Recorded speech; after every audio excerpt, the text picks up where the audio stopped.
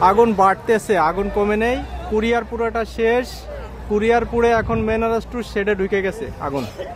মেনারস two পুড়ে ছাই হয়ে যাচ্ছে, আগুন বাড়ছে, আগুন কমে নেই, আগুন বাড়ছে এখন। প্রচুর ভয়ঙ্কর অবস্থা।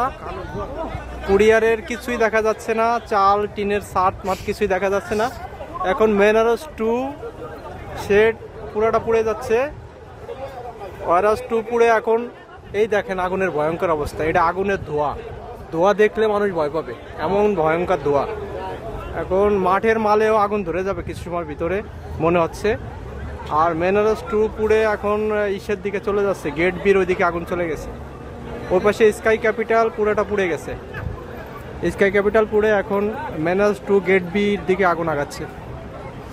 ফায়ার সার্ভিস আসছিল 2-3টার, পানি শেষ, পানি নাই। এখন এরা আর কাজ করতে পারতেছে না, সবাই বসে আছে।